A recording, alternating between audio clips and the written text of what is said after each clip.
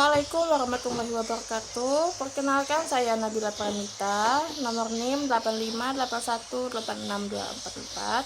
Di sini saya mau mempresentasikan tugas 3 pembelajaran filsafat ilmu yang berjudul Pilar-pilar pendidikan dan relevansinya di era digital. Selamat pagi semuanya. Dalam video ini saya akan membahas topik pentingnya pilar-pilar pendidikan dan relevansinya di era digital, dikaitkan dengan pemikiran Ki Hajar Dewantara sebagai Bapak Pendidikan Nasional kita. Pertanyaan kuncinya adalah apakah nilai-nilai pendidikan yang dirumuskan puluhan tahun lalu masih relevan dan mampu menjawab tantangan pendidikan di tengah gempuran teknologi saat ini. Mari kita bahas satu persatu ya. Yang ke-1, makna pilar dalam pendidikan. Pertama, mari kita pahami makna kata pilar. Dalam konteks pendidikan, pilar dimaknai sebagai dasar, fondasi, atau tiang penyangga yang menopang seluruh sistem pendidikan.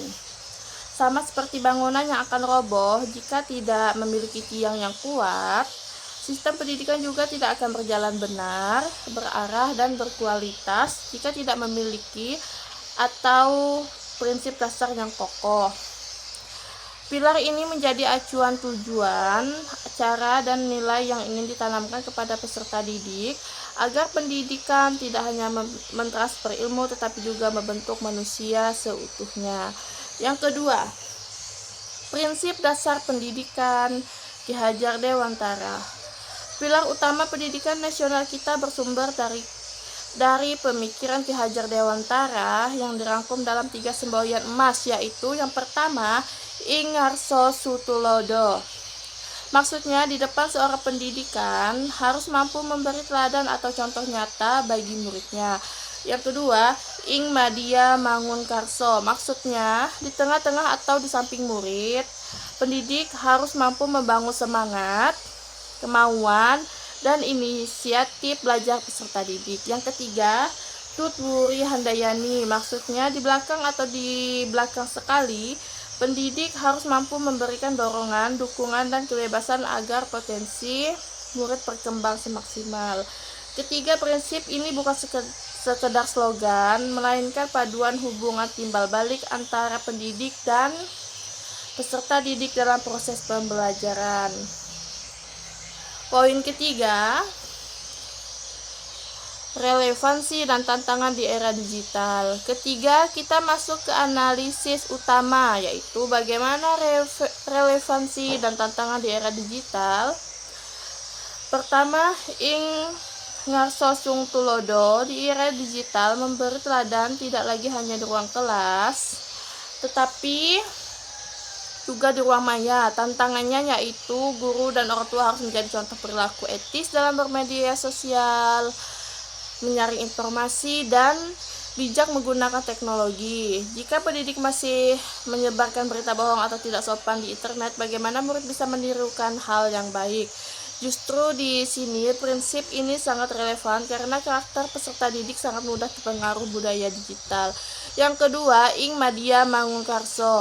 Dulu guru adalah satu-satunya sumber ilmu, sekarang informasi ada di mana-mana. Peran guru berubah, bukan lagi menjadi pengisi botol, tapi menjadi penyalaan api. Dalam pembelajaran daring atau berbasis teknologi, guru harus pandai membangkitkan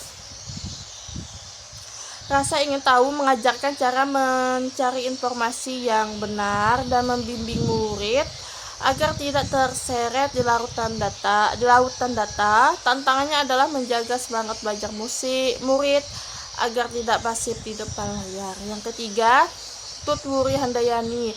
Di era digital, murid memiliki akses luar untuk berefleksi dan berkreasi. Pendidik harus berani mundur sedikit, memberi ruang bagi murid untuk berinovasi, membuat karya digital, atau memecahkan masalah sendiri.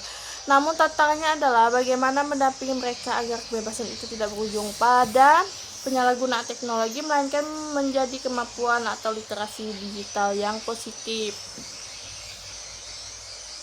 Poin keempat, refleksi dan penutup. Terakhir, relapsi singkat kita aja ya.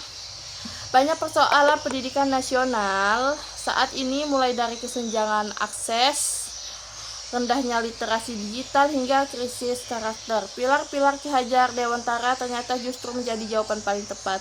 Teknologi hanyalah alat, tetapi arah dan nilai pendidikan tetaplah harus berpegang pada ketiga prinsip tersebut. Jika kita mampu mencontohkan hal baik, membangun semangat belajar yang kritis, dan mendorong potensi murid dengan bijak, maka pendidikan nasional akan tetap kuat dan mampu melahirkan generasi cerdas sekaligus berkarakter di tengah perubahan zaman apapun. Demikian pemaparan singkat saya dan presentasi yang sudah saya sampaikan. Semoga bermanfaat. Sekian, terima kasih. Assalamualaikum warahmatullahi wabarakatuh.